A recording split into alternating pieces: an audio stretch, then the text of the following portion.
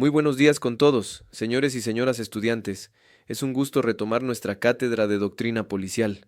Hemos llegado a la tercera y última clase de este segundo contenido, un contenido que, les aseguro, es el corazón de la identidad policial. Hemos hecho un viaje fascinante y por momentos bastante crudo. En nuestra primera clase de este contenido hicimos una decodificación de nuestro deber ser. Analizamos nuestro escudo de armas como un manifiesto idealizado, donde el guerrero y su espada, la fuerza, eran controlados por el escudete que dice ley, la legalidad, todo bajo el fin último del orden y seguridad social. Vimos, pues, la identidad idealizada. En nuestra segunda clase, la de ayer, dimos un baño de realidad a esos símbolos. Los sacamos del vacío atemporal y les pusimos fecha, y lo que descubrimos fue revelador. Descubrimos que nuestro escudo de armas, el de 1959, no nació en un tranquilo debate filosófico, sino que fue una respuesta ideológica, una justificación del orden estatal forjada en la crisis y la represión de las protestas sociales en Guayaquil. Descubrimos que nuestro himno, el de 1978, fue adoptado irónicamente en el amanecer de la democracia ecuatoriana, pero que funcionó como un ancla cultural, solidificando una identidad interna militarizada. Nos llamó fuerte milicia y nos dio la trilogía de valor, disciplina y lealtad, valores leales a la patria, un concepto estadocéntrico. Cerramos la clase de ayer con una pregunta que nos dejó a todos pensando. ¿Cómo es posible que una institución cuyo ADN simbólico fundacional está tan arraigado en el orden estatal, el escudo de 1959, y en la patria militarizada, el himno de 1978, hoy pinta en todas sus patrullas y repita en todos sus discursos el lema servir y proteger? Porque seamos brutalmente honestos, orden y seguridad social, el lema del escudo, no es lo mismo que servir y proteger, la frase en nuestras patrullas. Lo primero es una filosofía de control, estado-céntrica. Lo segundo es una filosofía de servicio, ciudadano-céntrica. Son en muchos sentidos dos misiones opuestas. Hoy, señores, vamos a resolver esa tensión, y la respuesta no es sencilla porque la identidad policial no es monolítica, es un palimpsesto. ¿Saben lo que es un palimpsesto? Es un manuscrito antiguo donde los monjes, para ahorrar papiro, borraban, a medias, un texto antiguo para escribir uno nuevo encima. El resultado es un documento donde se puede leer el texto nuevo, pero por debajo, traslúcidas, aún se ven las letras del texto antiguo. Nuestra doctrina, nuestra identidad, es exactamente eso. Tenemos el texto antiguo, el de 1959, el del guerrero y el orden. Sobre él se escribió el texto de 1978, el de la patria y la disciplina. Y luego, mucho más recientemente, en las décadas de los 90 y 2000, alguien vino y escribió un texto completamente nuevo encima de todo, el texto de servir y proteger. ¿Y de dónde salió esta nueva capa de doctrina? ¿Es una evolución orgánica de nuestro pensamiento? Nos sentamos un día los policías ecuatorianos y dijimos, ¿saben qué? ¿Esa idea del guerrero ya no nos representa? No, señores. No seamos ingenuos. Esta doctrina es una importación. Servir y proteger no es un lema ecuatoriano.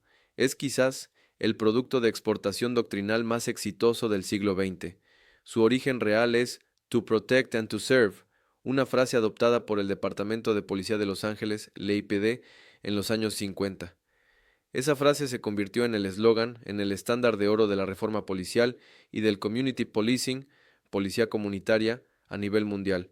Y en los años 90 y 2000, a través de la presión de organismos internacionales, de manuales de derechos humanos, de la cooperación internacional, esta frase fue diseminada agresivamente en toda América Latina como el antídoto a las policías militarizadas que habían sostenido dictaduras. La adoptamos, la pusimos en nuestras patrullas, la pusimos en nuestros manuales, y aquí es donde yace el desafío central de su carrera. Aquí yace la paradoja que vamos a analizar hoy. Cómo ser un guerrero, nuestro escudo, que juró lealtad a la patria, nuestro himno, y, simultáneamente, ser un servidor, nuestro nuevo lema, que protege al ciudadano. ¿Qué pasa cuando el guerrero y el servidor se encuentran en el mismo callejón? ¿Qué pasa cuando el orden social choca con el servicio al ciudadano? Pensemos en un ejemplo concreto que todos en el Ecuador hemos vivido. Pensemos en las protestas sociales de octubre de 2019 o junio de 2022. Usted está en la línea, en la avenida 12 de octubre en Quito, frente a la Contraloría. El aire está lleno de gas, hay piedras volando, es el caos. Ahora, analicemos la doctrina que está peleando dentro de su cabeza en ese instante, su identidad profunda, la que le enseñaron en la escuela de formación, la que está en su escudo, es la del guerrero. Su himno le dice que usted es una fuerte milicia, defendiendo el orden y a la patria de lo que sus superiores le han dicho que es un enemigo interno que busca desestabilizar.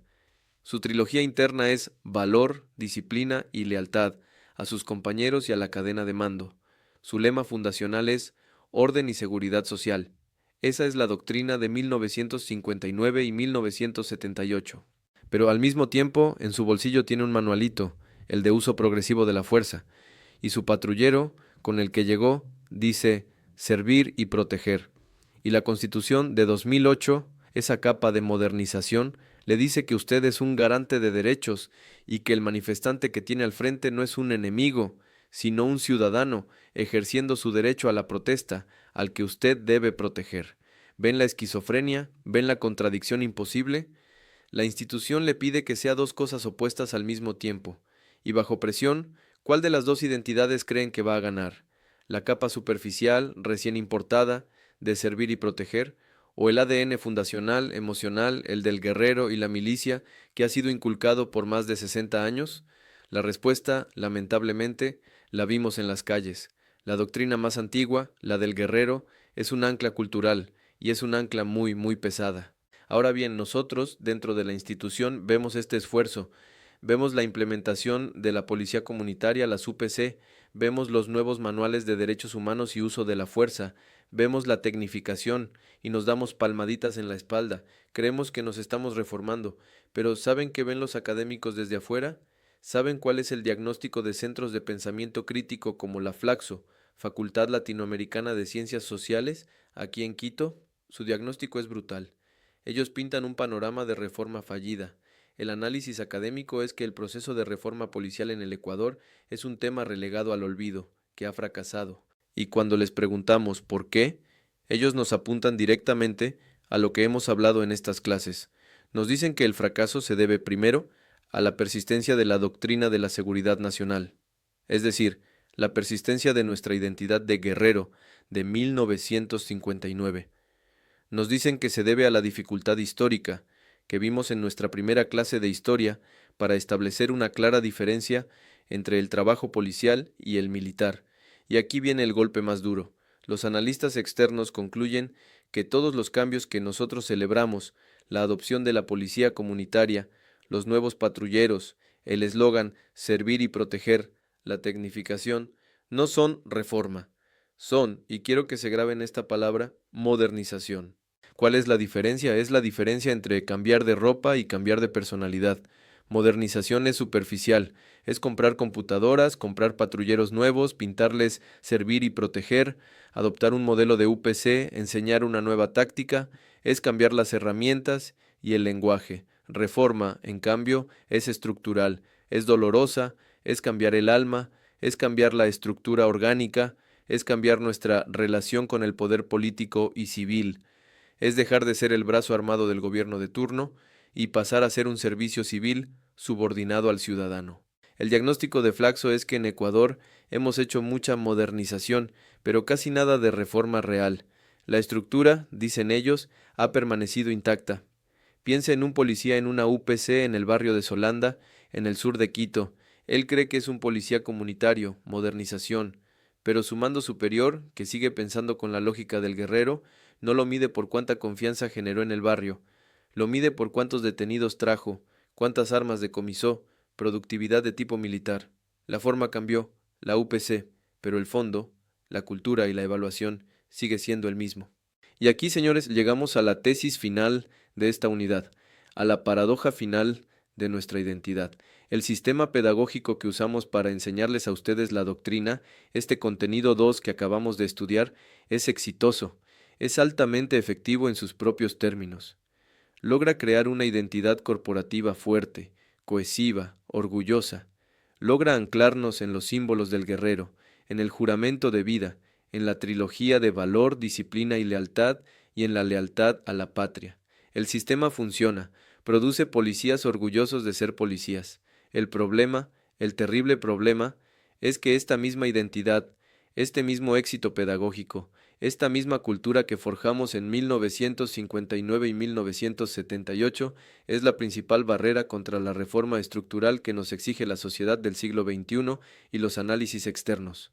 La eficacia de nuestra doctrina simbólica para inculcar una identidad heroica y leal al Estado es precisamente lo que genera una cultura corporativa resistente a las demandas externas de transformación.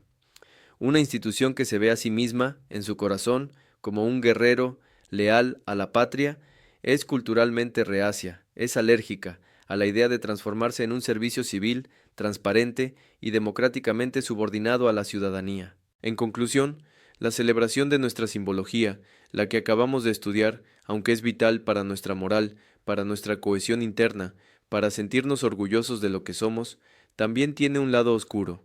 Permite a la institución evitar la dolorosa pero necesaria deconstrucción de su identidad de poder. El símbolo, diseñado para crear cohesión, funciona en la práctica como un escudo cultural, un escudo que nos inhibe del cambio estructural verdadero, que nos permite confundir modernización con reforma, y que perpetúa esa reforma relegada al olvido de la que nos acusan los académicos. El desafío de su generación no es aprender a celebrar el escudo, eso es fácil. El desafío es entenderlo críticamente y encontrar la manera de ser, por fin, no un guerrero que aprendió a decir, servir y proteger, sino un verdadero servidor que retiene el valor y la disciplina del guerrero.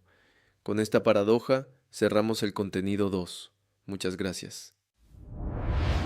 ITESUT, Instituto Superior Tecnológico Universitario de Transporte.